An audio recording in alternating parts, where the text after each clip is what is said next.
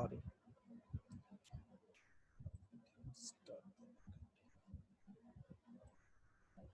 Okay. So public void polygon, and then I have integer x comma integer y, and I'll keep my bracket open and close out.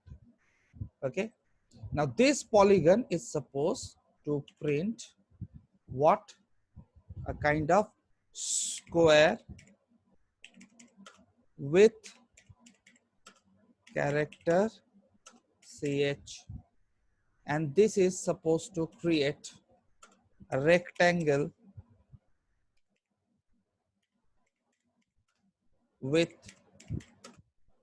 @ sign.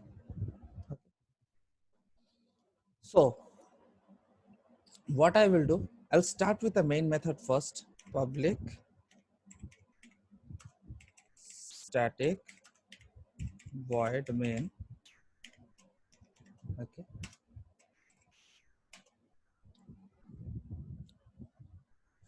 now the first question comes is that it is a character can be of any type. Okay, so first I will create two actual parameters for this set of the polygon. Okay, so I'll write formal parameter actual parameters, because formal parameter is already given in the question. So I will use very easy to interact. I will use n1 and character ch1, so that you can relate very easily that yes, n1 is for this n and ch1 is for this n. Now what are these for? These are actual arguments. Mind you, while writing the ICC program, if you get this kind of comment line, it gives you additional bonus to score marks more easily. Okay, it is not compulsory to write the comment line, but it is also important to write it so that it is become very easy for the examiner to understand your program, your content, and scoring of the marks become very, very easy. So you can use comment line. Okay, so now first I will take the value of n1 and ch1 for this particular polygon, that is integer n and character ch. So what I do, I'll create a scanner. I'll give a system out print line. Okay, system out print ln, enter the value of n1. Okay, and I'll keep it close. Okay, instead of using ln, what I can do is that I'll use /n. That makes my program writing much more comfortable and the output looks better. Enter the value of n1, and since we are using util package, so we will use scanner class sc is equal to new scanner system dot a. Okay, and now we will take the value n1 from the user, that is sc dot next int. Okay, and now we need to take the value for the character also. So I'll just copy paste this part. I'll just copy paste this part, enter the value of ch1. Okay, now for the character, as you know, in the util package there is no such provisions or no function has been given. So what I will do, I will have to take the value in this fashion. ch1 is equal to sc dot next bracket dot char at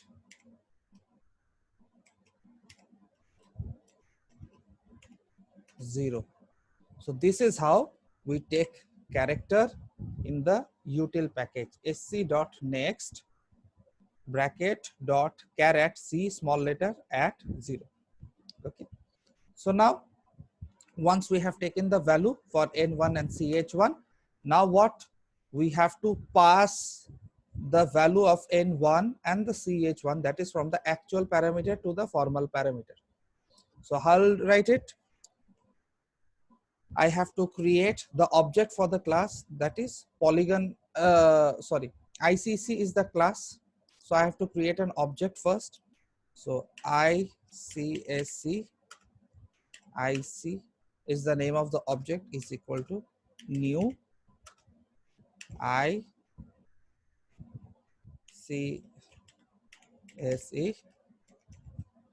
So object of the class ICC has been created. Now I have to call the function. So I'll write IC, that is name of the object, dot, what is the name of the method? Polygon.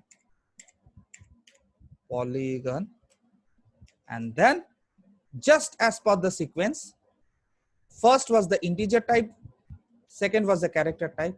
I will pass the value n1. First is the integer type, second is the character type. Okay. So that means my actual arguments or the actual parameters are passing the value to that particular polygon, which is supposed to create a square with a character, with certain character. Okay. Now we will write this particular part of the program. Okay. Now how to print the character? It's very, very easy. It's very, very easy. I will create a local variable integer I and j. Okay. Semicolon. Okay. I'll start the loop for I is equal to 1, I less than equal to n, I plus plus. Okay. Since I have to create a square, that means it involves row and the column concept. So I have to use the nested loop for j is equal to 1. Again, j less than equal to n, j plus plus. That is equal number of rows and equal number of columns. Okay. Curly braces open. Now, if this is successful, system out print. Which one I have to print? I have to print the character, that is ch. So ch need to be printed. Once my inner loop ended, system dot out dot print ln semicolon. Okay. That means once these values are being accessed from the actual parameter inside the main function, then what it will do? Now, since it has a void return type, that means no result will be sent back to the main method. So that is why with the help of this, we are printing the entire square with the character ch. So the output will be obtained from this part of the program. It will not go back to the main method. Okay. Now with this part, my polygon part is over. First polygon, which will print the square with the character ch. Now the next polygon demands is that I have x and y, two values, and with the help of @ symbol, I have to print a rectangle. So obviously when you are printing a rectangle, you have to understand that your value of x and y will be different. Okay. So now this part is done. This is for the square with ch. Now we will write the program for the rectangle part. So integer, since we are using x and y, so here we will use it x1, y1 for easy understanding. Again, we have to take the value of x and y. So system out print, we have to take the value of x1, enter the value for x1, okay, with certain amount of space. Done. So x1 scanner class we have already created, so no need to write again. So x1 is equal to sc dot next int. Write the same. This is for x2, not x2, sorry, y1, y1.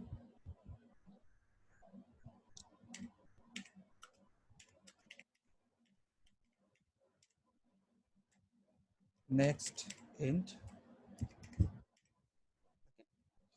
So with the help of the x1 and y1, we have taken the value. Now what we will do, we have to send this value to the next user defined method, that is this polygon. So how we will send it? Now we have already created an object ICSC IC equal to new IC, so object is already created. Let me write object already created. So what we will do, we will not recreate any object this time. We'll simply write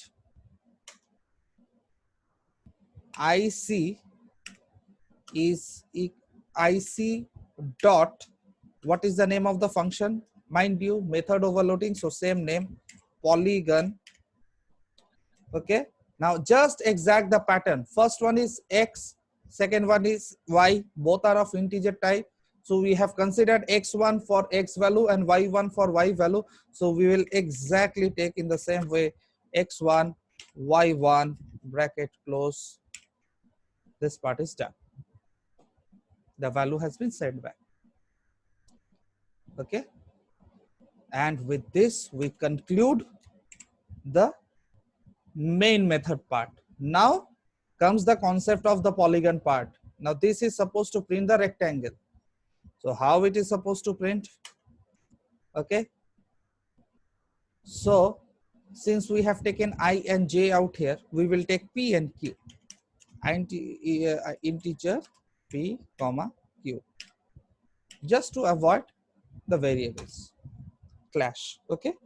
So what is happening? For p is equal to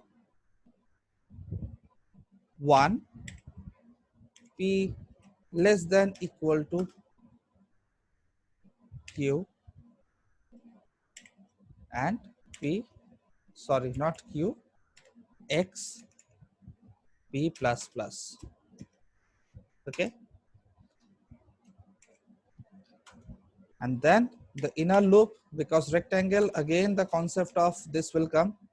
For q is equal to 1, q less than equal to y.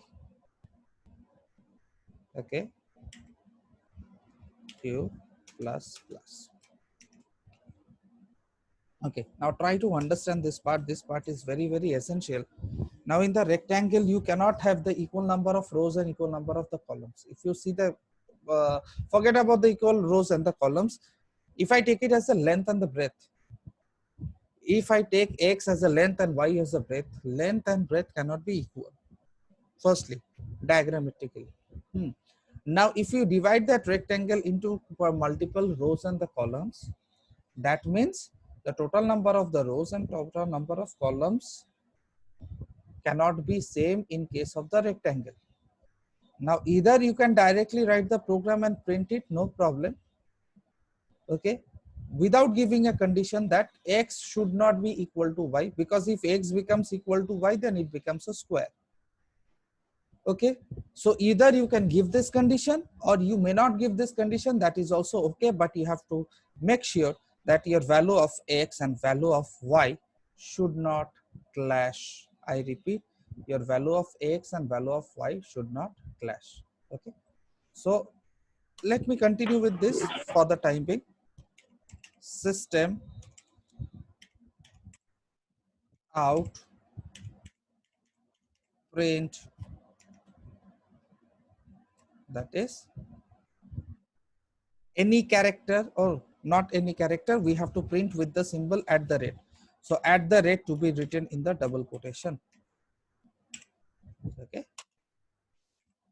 for this for the at the rate symbol I did not use any separate variable, otherwise it will occupy the memory. And then system out print ln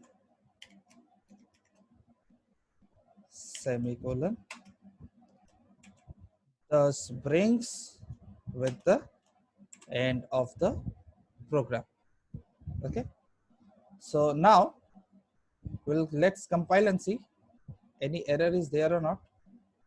Okay, there is one error found. Okay, what is that error? Okay, so there are multiple brackets. Now if I compile it, no syntax error. So we will go and check the output this time. Okay,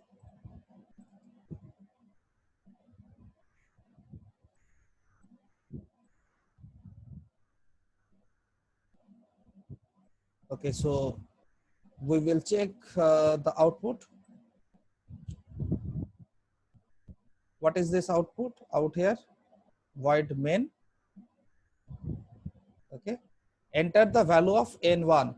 What do we mean by n1? That is the value for the square. So let's consider it is n1 is the integer type. So let's say 6 and enter the value of the ch1, that is some character value to be taken. What character can we take? We can take any character. Modulus is the character that I am taking. Now see, a kind of square has been formed in the form of the modulus out here. That is, your length and breadth has to be same. How will you understand? Now see, in the length 1 2 3 4 5 6 6 rows, then 1 2 3 4 5 6 columns, so 6 by 6. So with the help of this modulus symbol you have actually created a square. Okay, now we have to design a rectangle using at the rate symbol. That means my length and breadth should be different. So x1 and y1 are the two values that should be always different. So let me take a smaller one. Let's say I'm taking the value of length is 7 and the length of the and the breadth of this rectangle should be 3. That is 7 by 3. So let's see how our rectangle looks like. This is our rectangle. In the rectangle, as you know, that the length and the breadth are completely different. In the length part, you can see, if you can read it with 7 centimeter, then 7 length and the breadth is 3. Okay, so this is how with the help of the concept of the method overloading, you are actually printing the values. Okay, now certain theoretical section that you have to understand, which is very, very important. So what I do is I'll keep it like this. Okay, so that you can see the output later on. Let me take you to the program. try to understand. This is very, very important. Now, just to show you the difference between the actual argument and the formal argument, what I have done is that I have taken N1 and CH1 in the first case and X1 and Y1 in the second case. Okay. In case, listen very, very carefully, because this is the part of your theory question. In case, if I write N and CH out here and X and Y in this part, although in my method overloading part, X and Y is already given, N and CH is already given, they both are completely different. So your program will never go wrong. Understand it very carefully. In the main part, in the main function, suppose instead of N1, you write N, and instead of CH1, you write CH. Okay. This N, this CH is completely different from this N and this CH. So your program will not go wrong. Rather, your program will successfully compile. Why? Question is why? The reason? The reason is that always I have said that your actual argument is always created under the main function. Try to remember, the actual argument of the actual parameter is always created under the main method. That is why these N and CH will be treated as the actual parameter inside the main function, and it has no relation with the name of the variable N and CH in the user defined method, because these N and CH is a formal parameter. Okay. So if you write the same variable as the actual parameter, also in the case of the formal parameter, please don't think that all the variables are same. They are different. That is why the two terminologies come into existence. That is, one is the actual parameter and one is the formal parameter. In the formal parameter is always created in the user defined method, and actual parameter is always created in the main method, in the main method part. Okay. So what you have to understand is that in the main method, if you create the actual argument, with the same name of the formal argument, in spite of that also, compiler will treat all the argument differently. I repeat, differently. Okay. So this is the first case study that I would like to that I was planning to show you with the help of a practical program. So you will get this kind of multiple ICC method overloading program.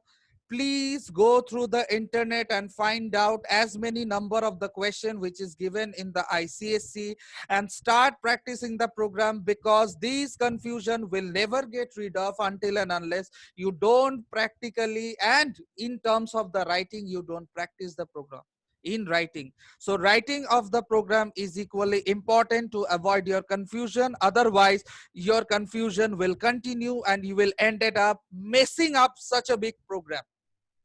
So keep this point in mind and practice as many programs as possible, because the first online evaluation, which may happen within a month or the two, I am giving your method overloading chapter as a part of your test. So you have to practice the program, as many number of program as possible. Okay. So I don't know how will it happen, but it will be brief to you. And if doesn't happen also, but I will conduct my own exam so that you can write the method overloading program. So prepare this chapter very, very carefully. Keep in mind around 20 marks. 20 marks in your hand, out of which 15 marks is already one program which will generally comes. Okay. Thank you very much. So when will take? I'll let you know. I'll give you time to practice because this is not so easy. Take time. Take as many number of questions from the ICC. Okay. Take out the ICC Yes, question sir. papers from the internet. Practice as many number of the question. I am giving you certain time. It's not that I said today and I will take test tomorrow. No, I'm giving you time to prepare. But Okay, sir. grab this concept properly because 20 to 25 marks is in your hand. Okay. And I will try Yes, to sir. complete the programming part as early as possible because theoretical concept is too big. Theories are lot more varieties. So I will discuss the theoretical kind of the question of your ICC exam later on after I complete all the programs of your ICC syllabus. Okay. Thank you.